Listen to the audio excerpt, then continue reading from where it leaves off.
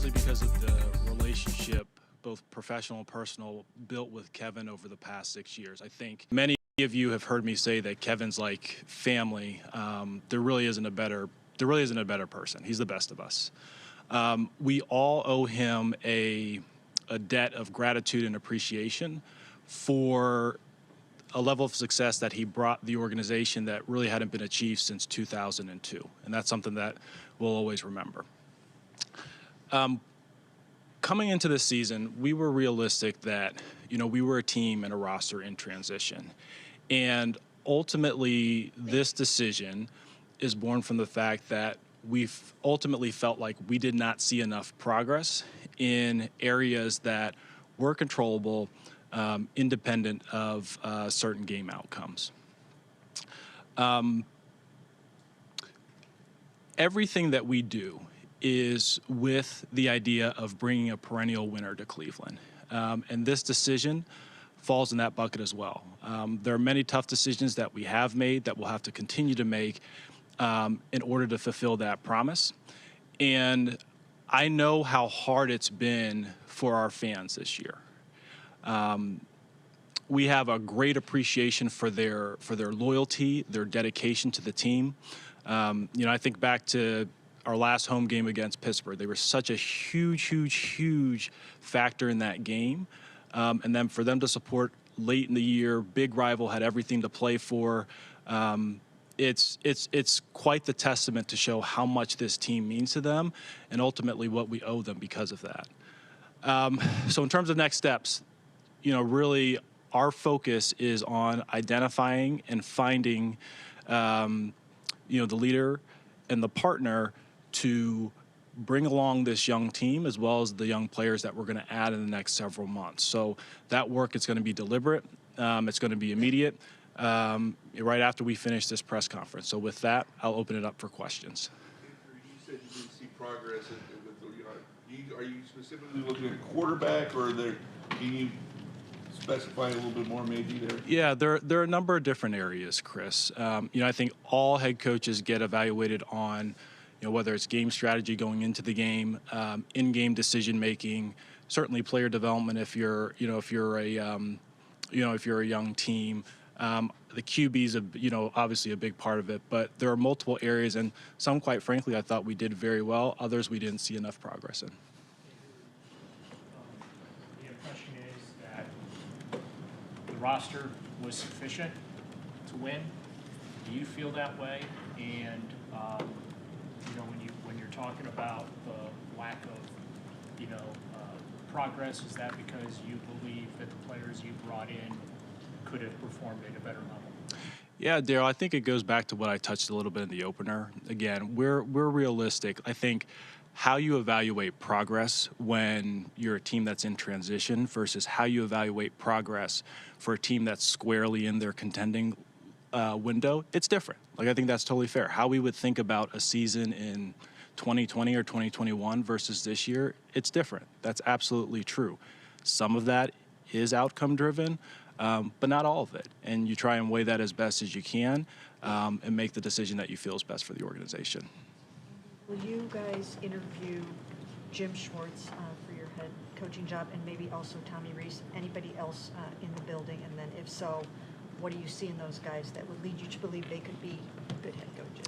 I'll talk about them individually since you raised two coaches who are on our staff. So first with Jim, Jim's an outstanding football coach.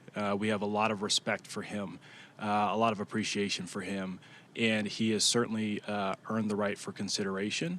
But that's something that we still have to discuss and obviously discuss with him. And Tommy, he's a very talented young coordinator. He's held in very high regard, not just in college football, but across the NFL. But again, those are discussions that we have to continue to have. In terms of the search, how important is it this company getting somebody with head coaching experience? Joe, we'll be pretty open-minded. I think there are a number of different archetypes of successful head coaches. I think about Kevin. I think it's easy to forget now that he has, 2 Coach of the Year awards on his mantle, that when he was interviewed first in 2019 and he didn't get the job, and then again, I guess it was 2020 and he did, in both of those cycles, he had no head coaching experience, and we were the only team that interviewed him. And so I think our responsibility is to search far and wide. There are good coaches out there. We've just got to do our homework and find the right fit for us. We'll have no preconceived notions as we go into the search. Sorry, Andrew, do you have any, whether it's regrets or whatever, just the way the offensive line, the lack of depth there and so on, and then you have rookies behind that line, quarterbacks. I guess two thoughts. One, maybe could have done a better job bringing the line together, and B, was it too soon to go to the rookies with that? Or? Terry, it's a good question. I'd say, specifically to, let's say, the offense, it's no secret that that's where we're going to invest most of our resources this offseason. I think the reality of it is a year ago when we decided to make the pivot that we did, you also realize that you're not going to be able to accomplish everything at once for the roster. The offensive line, that's a position group that I do imagine will have a fair amount of turnover as we go into 2026. But we also do feel like it was important this year, and quite honestly going into next year, to give young players snaps if we're ultimately going to build a core and foundation that we need to win perennially. Say that Kevin got dealt kind of a bad hand going into the year, 4 quarterbacks to start camp. How would you kind of reflect on that decision in hindsight? Yeah, I'd say, honestly, most teams go into camp with four quarterbacks. That rep distribution may be a little bit different than what we had, but it's the most important position in sports, and it's something that we felt strongly about investing in. I'd actually give a lot of credit to Kevin and the offensive staff in terms of how they brought along those 2 rookies and how they designed practice. But we believe in competition in every room on the roster, and quarterback's no different. You talk about finding the right partner.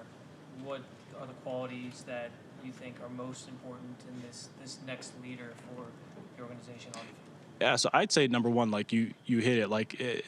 It's not just leadership by position, but I'd say leadership more globally. Because when you hire a head coach, it's someone who has to be able to lead your players, lead your staff, lead the organization, lead through hardship and lead through crisis.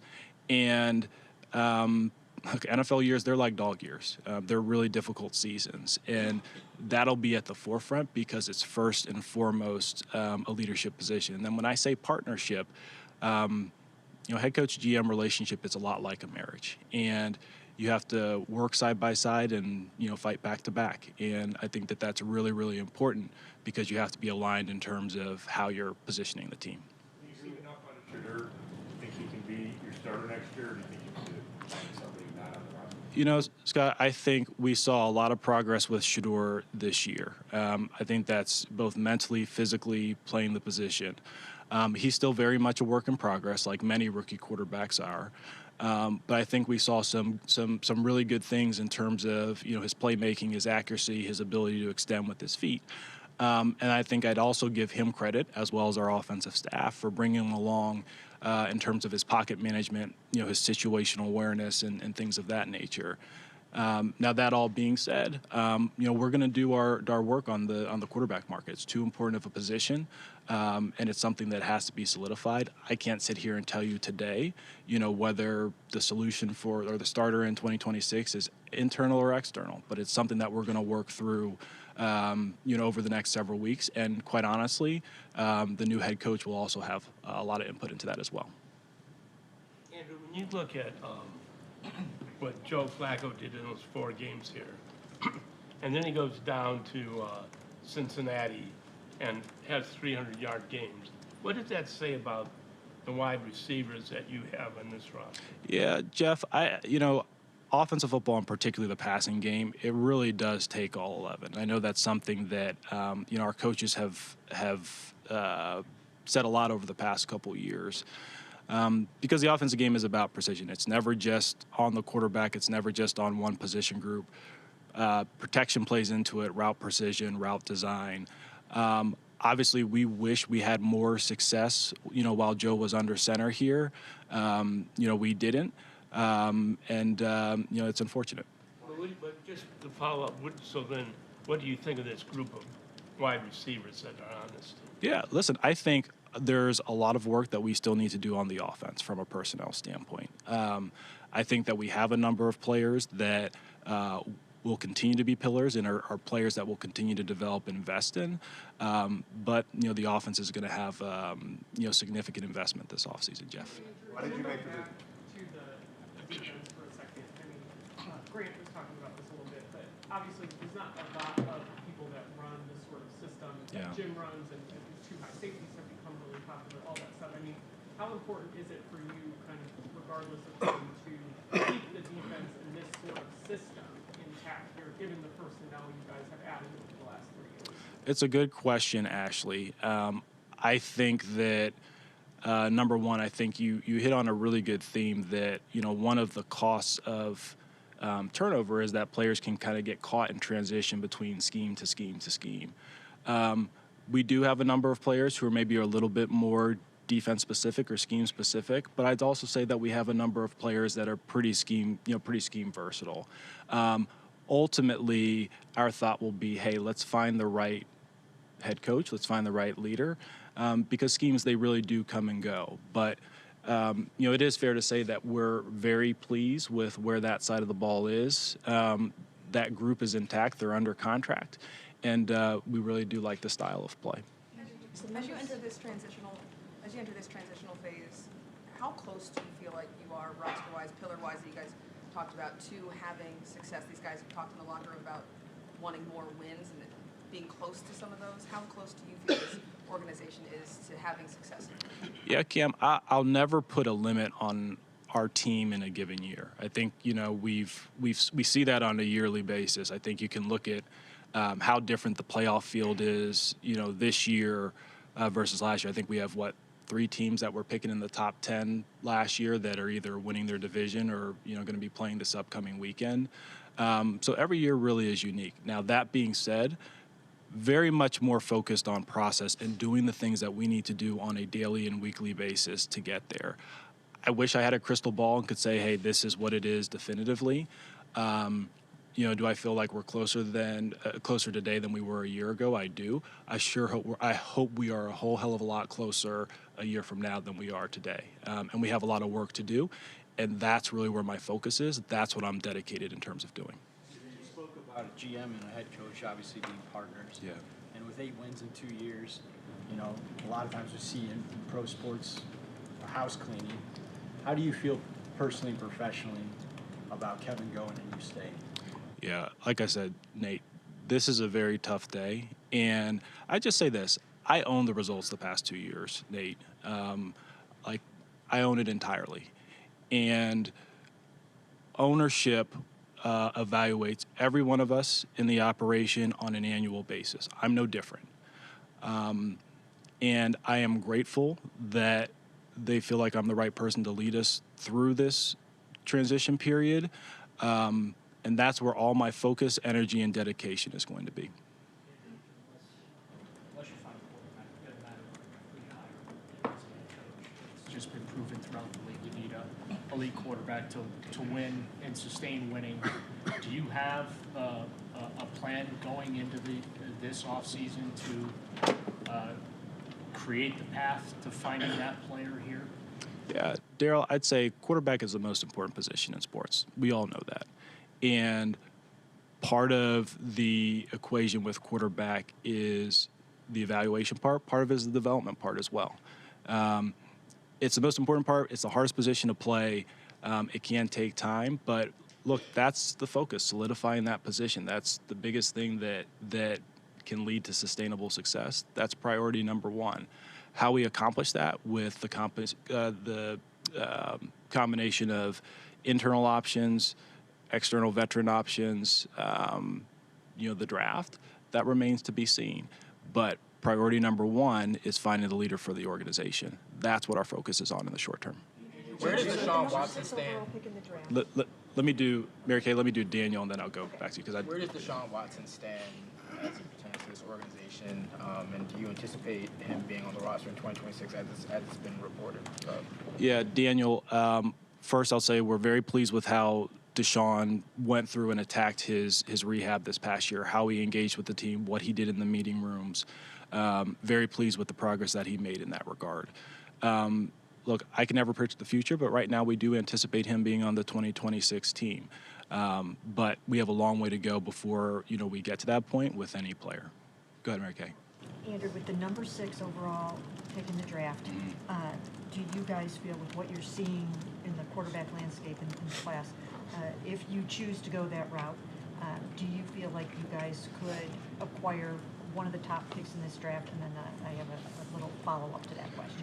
Honestly, Mary Kay, it's too early to tell. I think you can think about what everyone felt like we knew about the quarterback landscape this time last year. About what we thought we knew about the draft.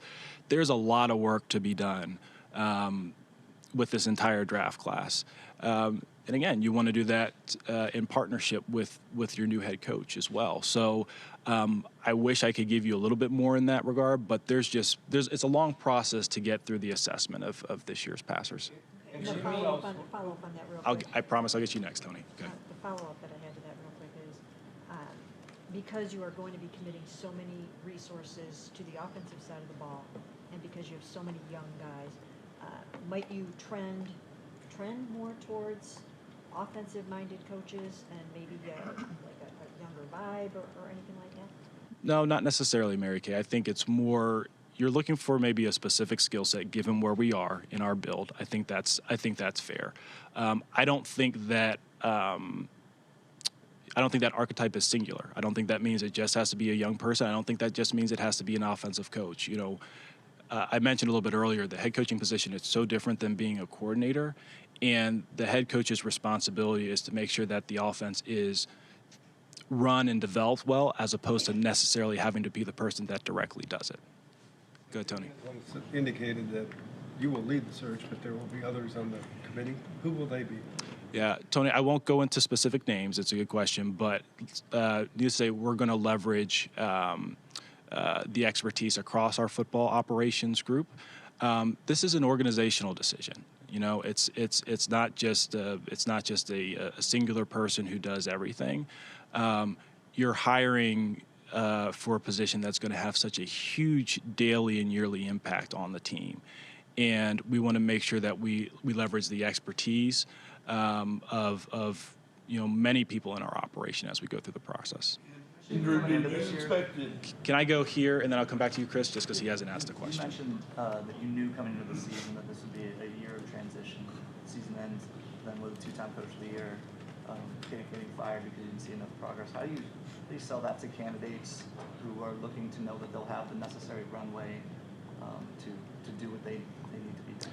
Yeah, we understand where you are, and I mentioned, we all get evaluated on an annual basis.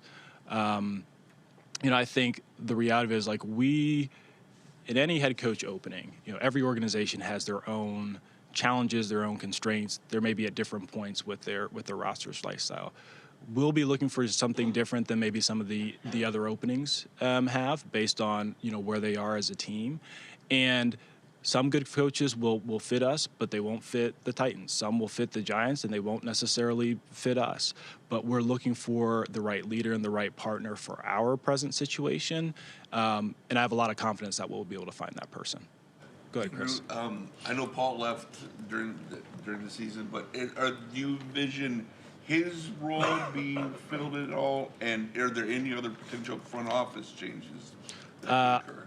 Do not envision Paul's role being filled. I think we have a number of talented people who will absorb more responsibility. Paul's a huge loss, but we have a lot of people who have gained a lot of really good experience and smart people in that in that regard. So. Can I follow up by asking you, what did Paul do? We didn't get a chance to talk to you in mid-season, so can you tell us what he did? Yeah, so Jeff, I think this is something that we've covered a lot over the past 6 years. Paul, let me just say this. Paul is a longtime executive, former general manager, incredibly strong, sharp thought partner, huge in terms of strategic thinking, and really built up the research and strategy group as well as player development. Paul did a lot for the organization over his time here. And we're grateful for the amount of time that he did spend with us. Jimmy really pushed back on the notion of like dysfunction within the organization, and he takes exception to that. I think when the outside looking in, when there's a split where you remain, Kevin is let go, it almost gives off this sense that maybe there was a divide between you two. So I guess what can you say about your relationship with Kevin all the way until the end, up until yesterday? So Kevin's like, I've said this 1,000 times, Kevin's like family. And, give you a little bit of insight, because I've told you all how awesome of a person he is, but I've also told you, sense of humor. I know you guys don't always get a chance to see that, but, one quick story I'll tell you, as I was driving back from the team flight last night, I was just, thinking about, what could potentially happen and the decisions that we had to make. I was like, what, I really need to, my kids, they're 8, 6, and 4. And I was like, I really need to tell my kids, because every time they're at the facility, he's no longer like Coach Stefanski, coach of the Browns, but rather, giving a Barry kid a piggyback ride or chasing them or tackling them, things like that. And I remember when I told my 4-year-old daughter, Eden, I was like, hey, there's a chance that Coach Kevin, he may not be coaching the Browns anymore. And she looked at me and she goes, well, will he play with us still? And I share that story because, when you talk about relationship or partnership, that's a lifelong connection for me and him. It goes beyond football. So if you ask, how was the relationship from the start to how it was today, he's family. Andrew, are there any other changes to the coaching staff made today? There were not, Scott. Will you require the new coach to keep anybody on the staff, whether Jim or Tommy? I'll touch what I said a little bit earlier. Ultimately, that'll be the head coach's prerogative. Obviously, we'll have a number of discussions about the existing staff, but that'll be the head coach's prerogative. John Dorsey. Let me go here, and then I'll go to you, Terry. Let me go to Nate first. I just remember John Dorsey years ago. He was a very experienced GM, sitting up there and saying about a coaching search. Yeah. He's driving home at night and he's telling himself, just don't screw this up. So how prepared do you feel to lead a coaching search, and is there anyone you're going to be leaning on? Yeah, we're going to leverage a lot of people with experience and people with, I'd say, process expertise, both internally and externally. Being a head coach in the National Football League, it's a really, really, really hard job. And I think it's at times maybe a little bit like players, where you try and make the best decision that you can at the time with the information that you have. But, I joke, is I don't actually, Bill Polian used to say this, that other than running for Congress or governing in Congress, position of head coach may be just as hard because of all the different challenges and things that you face. And so what we're going to do, we're going to ensure that we have a process that is well defined in terms of what we're looking for and what the role will be specific to our organization.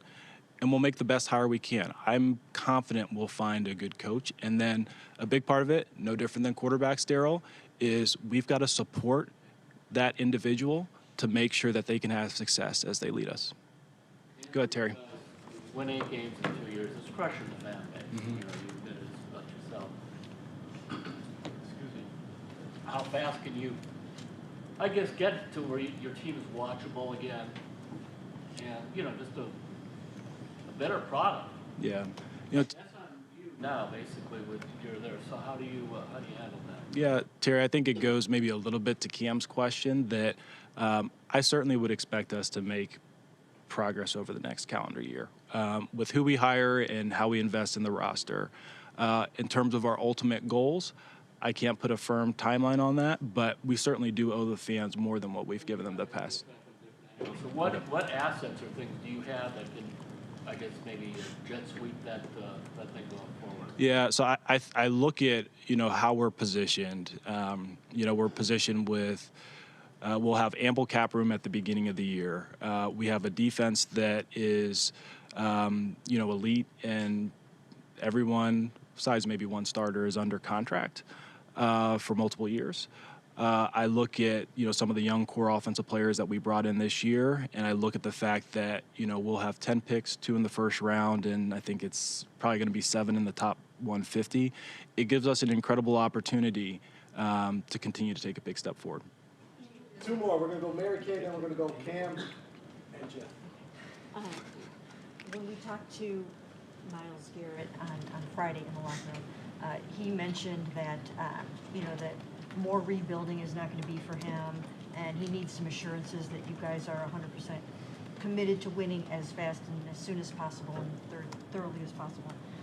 So my question about that is, do you have any concern that he might try to, ask to be traded again? And in the event that something like that happens, can you state unequivocally that you wouldn't do that, or where would you stand on it? So I think the first thing I'd say, Mary Kay, is, Miles and I have good and frequent dialogue. I think when people hear the term rebuild, and probably specifically here, really their thought is tear down, right? The idea that you're trading away a number of prime players or veterans, and you're accumulating, resources and things of that nature.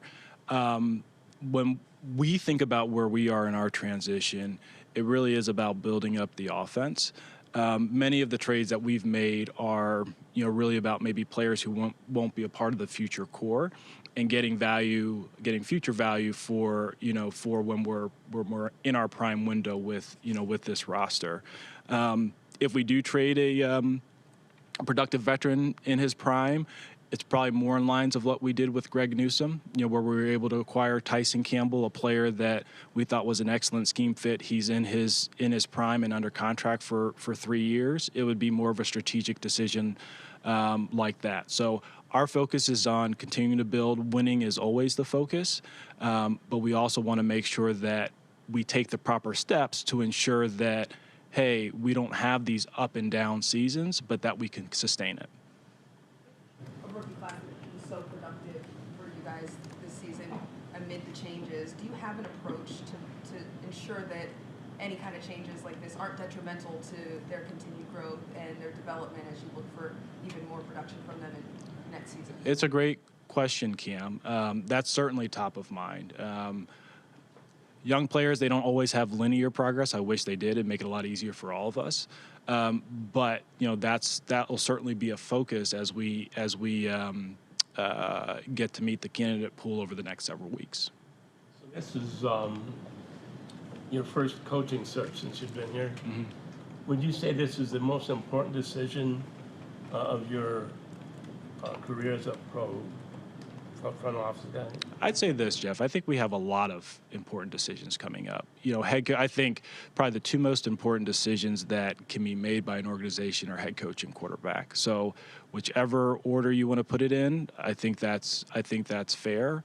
But look, my focus, I'm 100% dedicated in terms of finding the right person that continue to lead our franchise forward. You good? All right. Thank you all. Thank you. All right, and that was Browns GM Andrew Berry speaking there following the firing of head coach Kevin Stefanski.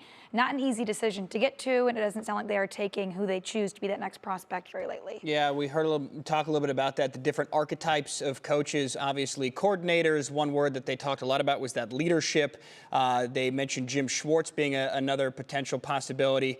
So this is certainly an interesting time moving forward for the Browns. 10 picks in next year's draft, 2 first-rounders. So it's all about selling it to the fans moving forward for when they open up that new stadium. Yeah, so, of course, stick with 3 News all throughout the day as we continue to follow this very evolving situation. For now, though, we'll get back to NBC News Daily.